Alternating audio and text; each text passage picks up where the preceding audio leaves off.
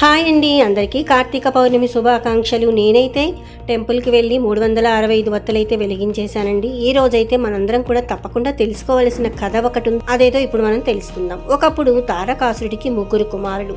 తారకాక్షుడు, కమలాక్షుడు, విద్యున్మాలి. తపస్సు చేసి వీరి ముగ్గురు కూడా బ్రహ్మదేవునితోటి వరం పొందారు. అదేంటి అంటే వారి ముగ్గురికి కూడా 3 పట్టణాలు లభించాయి. ఒకటి ఆకాశంలో, ఒకటి మధ్యలో, మరొకటి భూమిపైన. వాటి పేర్లు త్రిపురాలు. వాటిని నాశనం చేయగలిగేది కేవలం ఒకే ఒక్క బాణంతో ఒకే సమయంలో 3 పట్టణాలు కలిసినప్పుడు మాత్రమే. మరి దీనికి దేవతలందరూ కూడా భయపడిపోయి శివుణ్ణి ప్రార్థించారు. అయితే శివుడు ఒకే ఒక బాణంతో ఆ 3 పట్టణాలను నాశనం చేశాడు.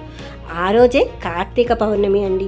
అందుకే దానిని త్రిపుర పౌర్ణమి అని కూడా మనము పిలుస్తూ ఉంటాం. దేవతలు ఆ రోజు శివునికి దీపాలు వెలిగించి పూజ చేశారు.